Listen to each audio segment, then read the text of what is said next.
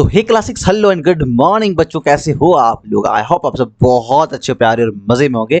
तो बच्चों, आज मैं आपके लिए लेकर के आया हूँ क्लास 6 ज्योग्राफी का चैप्टर सेकंड। जैसा कि आप स्क्रीन पे देख पा रहे हो, ये है आपका लैंडफॉर्म्स ऑफ द अर्थ। बहुत ही मस्त, इंटरेस्टिंग और मजेदार चैप्टर है और बहुत ही इंटरेस्टिंग वे में से हम लोग आज पढ़ने पे वाले हैं। तो लैंडफॉर्म्स ऑफ द अर्थ जो चैप्टर, उस चीज को आगे कंटिन्यू करने से पहले मैं एक चीज आपको बताना चाहूंगा। आपको पता है मैं क्या बताना चाहता हूँ? ऐसे जो लगाई, यदि आप वीडियो पे नए हो तो सबसे पहले वीडियो को लाइक करें, चैनल को सब्सक्राइब करें और अपने बाकी के सभी दोस्तों में शेयर करें। तो चलिए guys, without wasting our time let's start आज की वीडियो। और उसके बाद हम लोग लैंडफॉर्म्स ऑफ द अर्थ को पॉइंट बाय पॉइंट अच्छे और बेहतरीन ढंग से समझते हैं। मैं एक बार आपको ना पूरी ये जो क्या क्या टॉपिक्स हम लोग कवर करने वाले चैप्टर में बेसिकली वो मैं आपको बता दूं। तो सबसे पहले तो हम लोग लैंडफॉर्म्स के बारे में समझेंगे कि लैंडफॉर्म्स क्या होती है।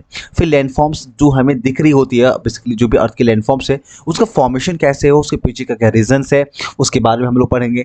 एक बार शॉर्ट में मैं आपको बताएं तो जो हमारे लैंडफॉर्म्स है वो बेसिकली 3 टाइप्स के होते हैं अर्थ की सरफेस पे, जैसा कि आप देख पा रहे हो। ये आपका माउंटेन, प्लेट्यू और प्लेन्स। तो जो माउंटेन, प्लेट्यू और प्लेन्स है, तो हम बेसिकली इन तीनों को यहाँ पे जो है एक्सप्लेन करने वाले, मैं पूरी टॉपिक बता दे रहा हूँ क्या क्या पढ़ने वाले, सिलेबस इतना से कैसे तो इस चैप्टर। तो सबसे पहले हम लोग माउंटेन्स पढ़ेंगे। माउंटेन्स के जितने सारे टाइप्स है, चाहे वो फोल्ड माउंटेन हो, ब्लॉक माउंटेन हो या फिर वोल्केनिक माउंटेन हो, कैसे उनकी फॉर्मेशन होती है, उसके पीछे का रीजन क्या है, उनकी खास बात क्या होती है, इसके बारे में पढ़ेंगे।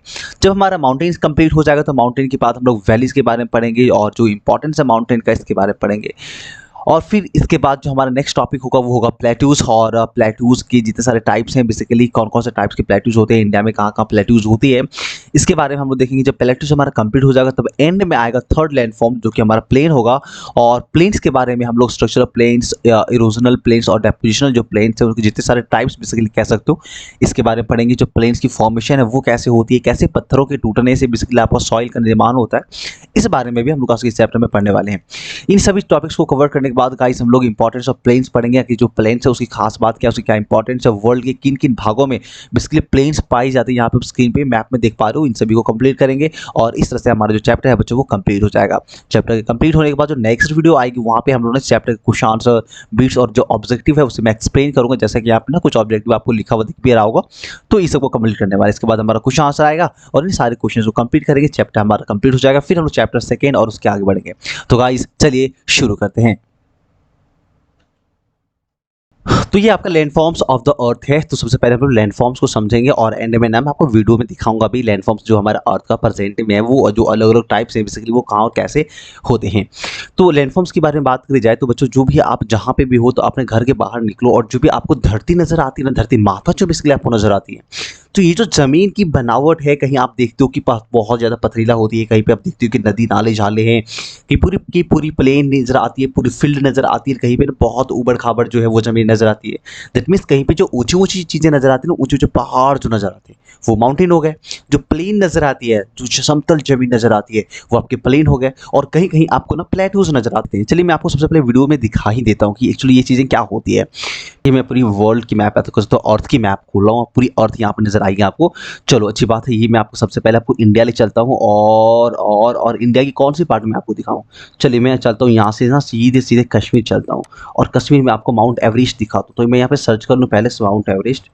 तो बच्चों आप यहाँ पे माउंट एवरेस्ट देख सकते हो। ये जो है हिमालयन माउंटेन रेंज की सबसे हाईएस्ट जो पीक है वो कहलाता है।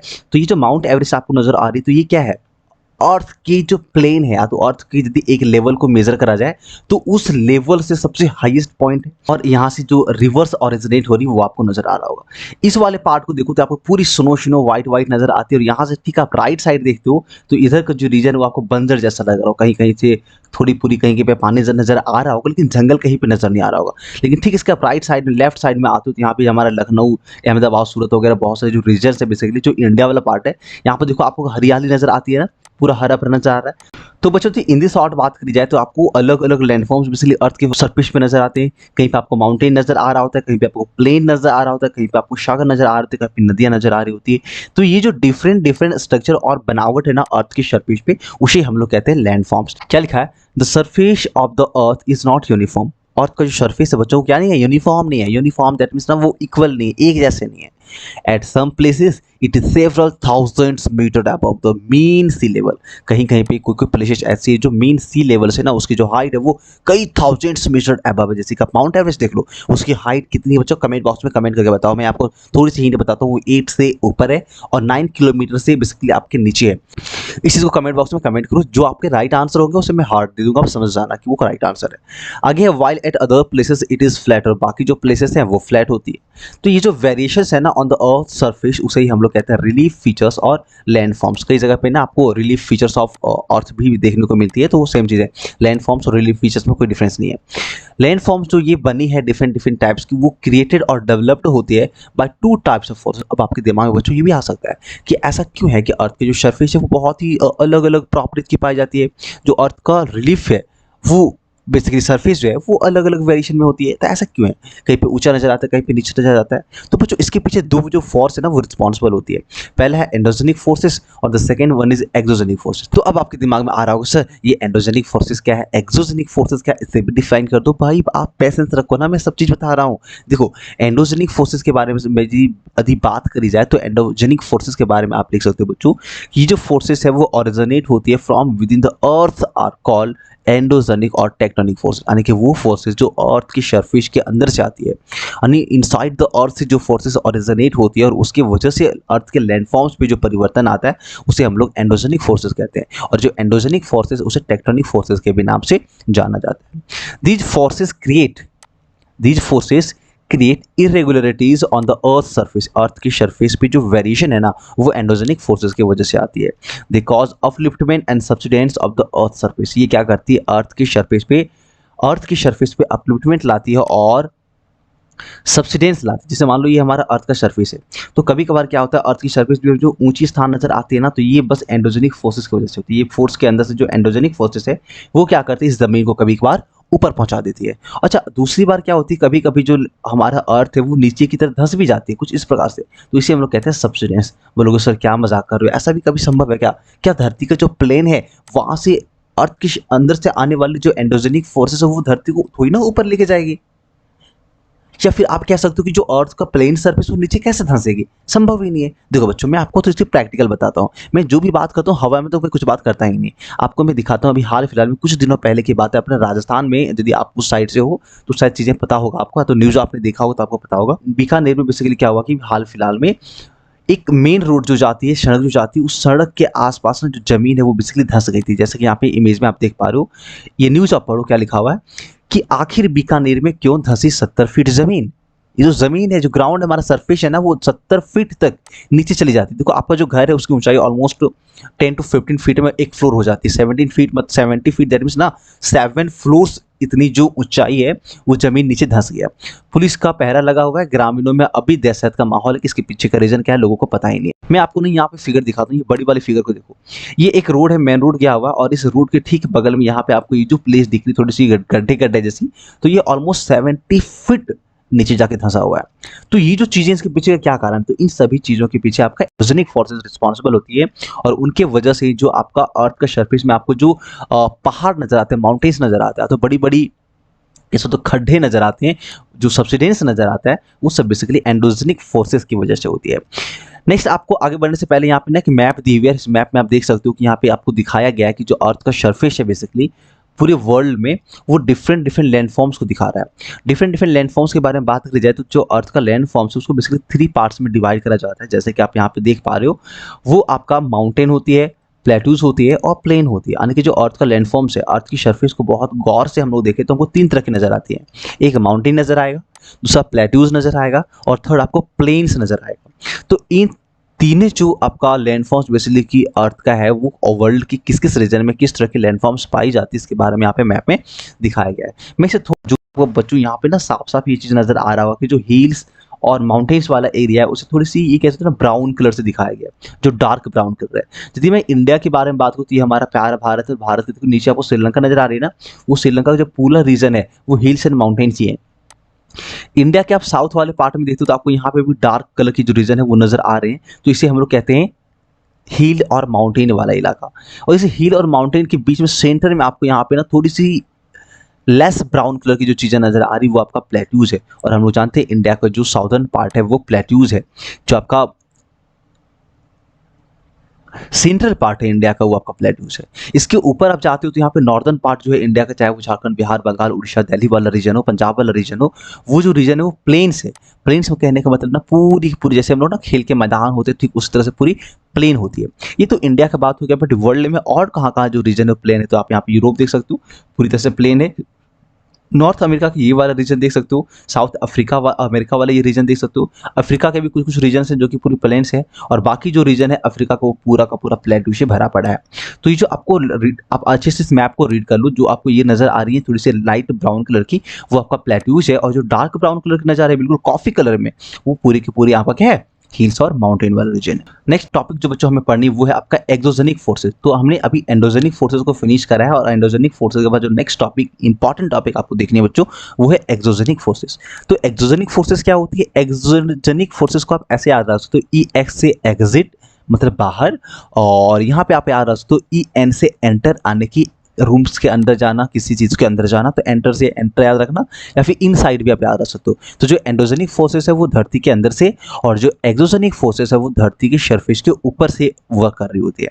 क्या लिखा है? The force which originate on earth surface, वैसा फोर्स जो अर्थ की सरफेस पे ऑरिजिनेट होती है। अब बोलोगे सर अर्थ की सरफेस पे कौन सा फोर्स ऑरिजिनेट होता है? तो बच्चों ये जो हवाएं चलती है, जो जल का बहाव है, नदियों का बहाव है, ये सब क्या कहलाते हैं? ये एक्सोजेनिक फोर्सेस तो है।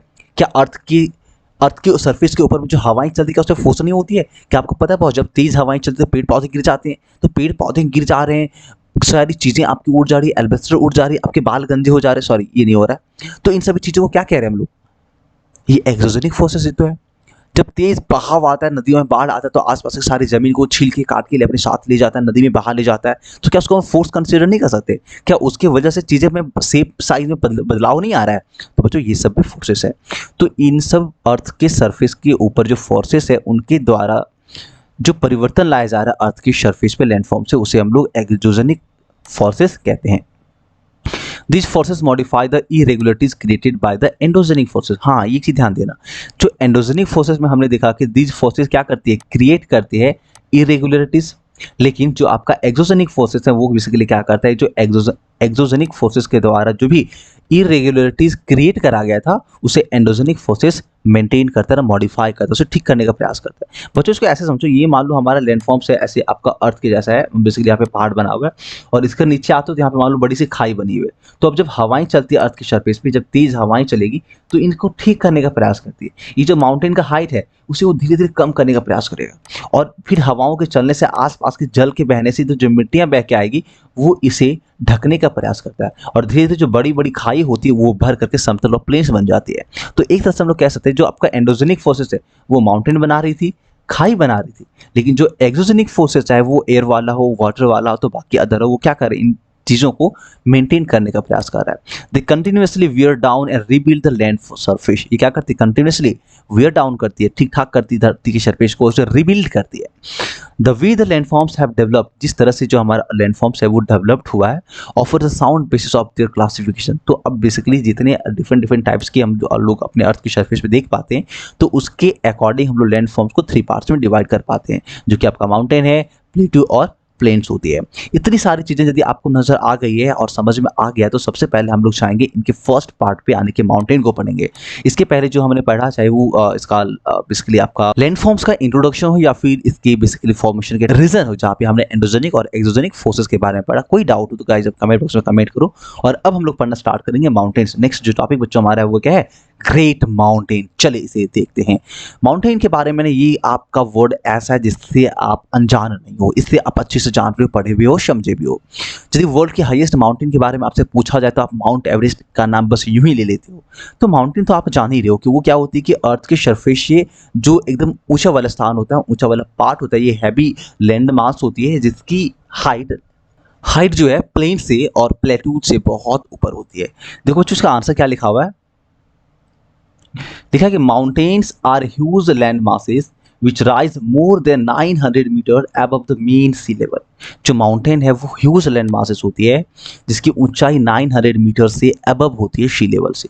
About half of the mountain surface should have steep slopes. देखो जितने भी माउंटेन्स बेसिकली इधर आसपास में है, उनकी जो स्लोप है, स्लोप बेसिकली कह सकते हो, जैसे मान लो ये ना आपका माउंटेन है, तो माउंटेन आपको दो तरह की नजर आती है। एक माउंटेन ऐसे ठीक पहाड़ के जैसा है, इसकी जो स्लोप है ना कि ये जो किनारा है वो एकदम स्ट्रिक्ट नहीं है, बिल्कुल खड़ा नहीं है।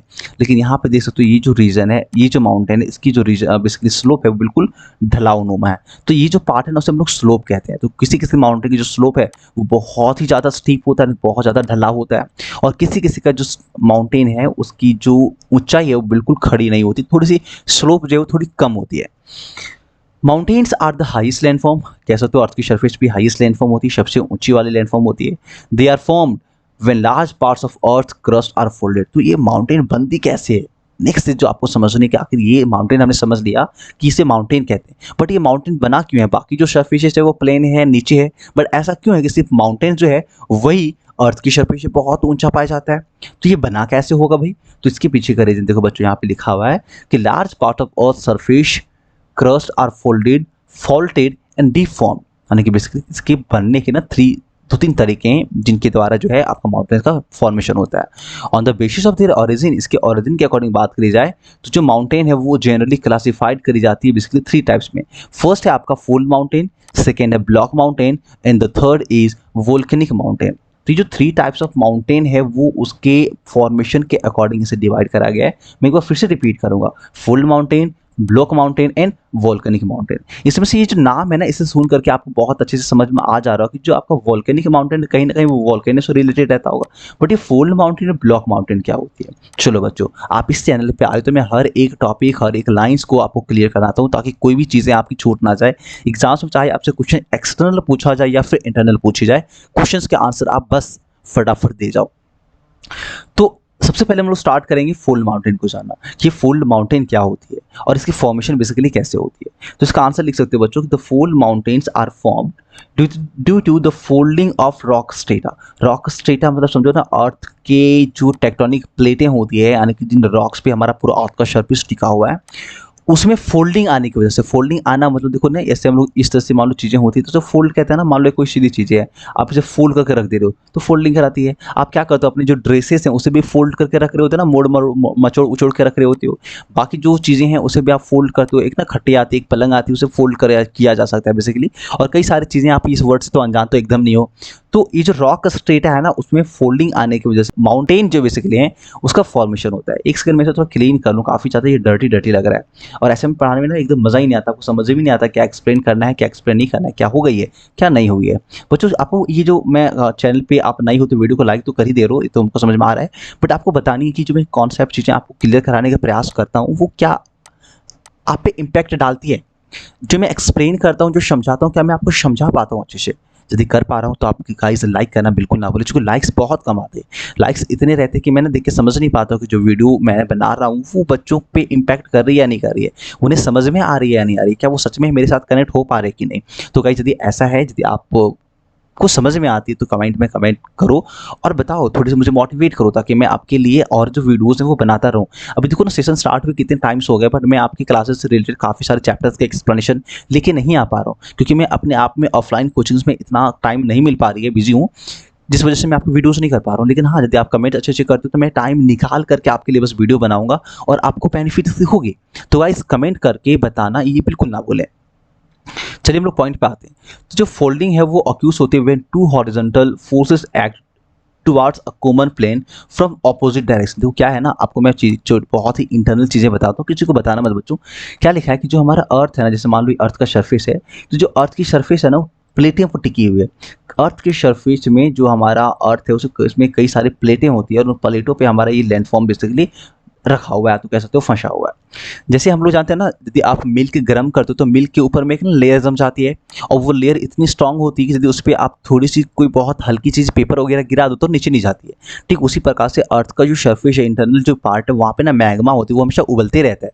और ठीक है, मैग्मा के ऊपर प्लेटें होती है, जो क्या करती है, प्लेटें अंदर की जो मैग्मा है उसे अंदर रोक के रखी रहती है, और जो प्लेटें हैं उसके ऊपर में अर्थ की सरफेस होती है जहाँ पे हम लोग रहते हैं। इसकी बेसिकली हाइट भी बहुत कई किलोमीटर्स होती है, इसलिए हमें ना जो अर्थ की मैग्मा है वो नज़र नहीं आती और उसकी जो गर्माहट है वो हम लोग फील नहीं कर पाते अर्थ सरफेस पे बेसिकली।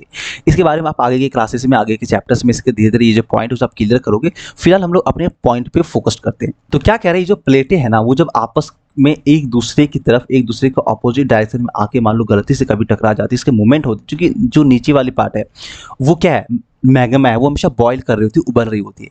तो इस बॉइलिंग के क्रम में कभी कभार जो प्लेटें होती है जिसपे अर्थ की सरफेस टिकी हुई है उसमें मूवमेंट आ जाती है। मूवमेंट आना इन द सेंस ना वो थोड़ी सी वाइब्रेट कर जाती है, हिल जाती है। और जब कभी ये दो प्लेटें आपस में एक दूसरे की तरफ मूव कर जाती तो टकराने की वजह से ना अक्सर एक वेव बैंड्स क्रिएट होता है, एक वेव लाइक बैंड्स क्रिएट होता है। वेव लाइक बैंड्स मतलब इन द सेंस इस तरह का ना एक वेव लाइक बैंड क्रिएट होता है जिसे हम लोग फोल्ड कहते हैं। और after folding the top layer of earth crust is converted into arc and trough. और जब फोल्डिंग का फॉर्मेशन होता है तो जो टॉप लेयर होता है अर्थ का, जैसे मान लो ये दोनों आके इस तरह से ना आपका यहाँ पे वेव बन रहा है, तो जो टॉप वाला पार्ट है वो अर्थ का सरफेस जो है वो ऊपर पहुंच जाता है और इसे ही हम लोग क्या कहते हैं, माउंटेन और ट्रफ कहते हैं। माउंटेन का फॉर्मेशन जो है वो हो जाती है, ये आर्क की तरह इसकी शेप हो जाती है। यहाँ इस वीडियो से समझ सकते हो कि ना बीच में टॉवेल रखी हुई है, ऑलमोस्ट बहुत सारे टॉवेल्स, और दोनों किनारों से आप उसे पुश करते हो एक दूसरे की तरफ, तो जैसे ये वेव बनती है ना अप एंड डाउन, इसे हम लोग क्या कहते हैं, फोल्ड माउंटेन का एग्जांपल है। Most of the mountain ranges in the world such as Himalayan ranges, Andes ranges, Aravalli and the Appalachian ranges are fold mountain. Basically देखो वर्ल्ड के जितने भी बेसिकली नामी या तो कह सकते हो फेमस माउंटेन रेंजेस है, ये सब जो बेसिकली हैं वो फोल्ड माउंटेन है, और उनकी जो फॉर्मेशन है वो प्लेटों के आपस में टकराने की वजह से ही हुई है। अब आपको देखना है कि जो फोल्ड माउंटेन है उसे भी हम लोग आगे जाकर टू पार्ट्स में बेसिकली डिवाइड कर देते हैं, जिसमें से आपका एक आता है अंग फोल्ड माउंटेन और दूसरा आता है ओल्ड फोल्ड माउंटेन। अंग फोल्ड माउंटेन वो माउंटेन है बेसिकली जिसका जो फॉर्मेशन है वो भी हाल फिलहाल में हुआ, करेंटली हुआ, उसे अंग फोल्ड माउंटेन कहते हैं। और ओल्ड फोल्ड माउंटेन वो होता है जो अर्थ के पे काफी दिनों से है और जिसका फॉर्मेशन जो बहुत पहले हुई है, उसे हम लोग ओल्ड फोल्ड माउंटेन के नाम से जानते हैं। कुछ प्रॉपर्टीज होती है फोल्ड माउंटेन से, कुछ कैरेक्टरिस्टिक्स होती है, ये भी जानना काफी जरूरी। एग्जाम्स में आपसे डायरेक्ट आपसे क्वेश्चन पूछा जाता है कि right the few characteristics of fold mountains. तो उसका आंसर आप यहाँ से लिख सकते हो बच्चों कि these are the youngest mountain on the earth पे जितने भी माउंटेन होते हैं उसमें से अंगेस्ट माउंटेन होती है ये। Most of them have formed from the sedimentary rocks. जितने भी फॉर्मेशन है जो भी आपको माउंटेन्स दिखने को मिलती है, इन सब की फॉर्मेशन जो है वो सेडिमेंट्री रॉक से होती है। The length of their length is much more than their width. और देखो जितनी सारी माउंटेन होती है ना उसकी जो लेंथ है बेसिकली उसको ब्रीथ से कहीं ज़्यादा होती है। और दे आर आर्क शेप, उसकी जो शेप होती है वो बिल्कुल आर्क की तरह होती है, कुछ इस प्रकार से। जैसे हम लोग घरों के बहुत बार देख रहे हैं दरवाजों के ऊपर में कुछ ऐसे सर्कुलर स्ट्रक्चर बनाते हैं ना, तो उसे हम लोग आर्क कहते हैं। तो इनकी जो डिजाइनिंग है बिल्कुल वो आर्क शेप की होती है। यहाँ पे फोटो देख सकते हो कि दो प्लेटें जो है यहाँ पे देखो एक दूसरे की तरफ जा रही है, और तो एक दूसरे की तरफ जाने के बाद जो यहाँ पे हमारा बेसिकली जमीन था, जो हमारा सरफेस है, वो सरफेस जो है किस तरह से एक फोल्ड की तरह से फोल्ड हो गया है, और इसे हम लोग फोल्ड माउंटेन कहते हैं। अच्छा, ये जो दूसरी फिगर दिख रही है ना, ये आपका सेकंड टाइप जो माउंटेन है आपका ब्लॉक माउंटेन उसका है, और ये थर्ड आपको फिगर दिख रही है, ये थर्ड जो टाइप हमारा है वोल्केनिक माउंटेन, इसकी फिगर है। और इसके थोड़ी सी ऊपर में जाऊँ तो यहाँ पे ना बहुत सारे एग्जाम्पल्स आपके लिखे पड़े, इस फिगर को बहुत ध्यान से चलेगा कि वर्ल्ड में जो भी माउंटेन्स बेसिकली है ना, वर्ल्ड जो माउंटेन की बड़ी बड़ी रेंज है, जो पॉपुलर माउंटेन रेंजेस है, उसके बारे में दिखाया गया है। आई होप ये वीडियो आपको बच्चों पसंद आया होगा। वीडियो पसंद आए तो गाइस कमेंट करना बिल्कुल ना भूलें, वीडियो को लाइक करना बिल्कुल ना भूलें, चैनल पे नए हो तो चैनल को सब्सक्राइब अपने दोस्तों में शेयर भी। तो बच्चों मिलते हैं नेक्स्ट वीडियो में, तब तक के लिए जय हिंद, जय भारत।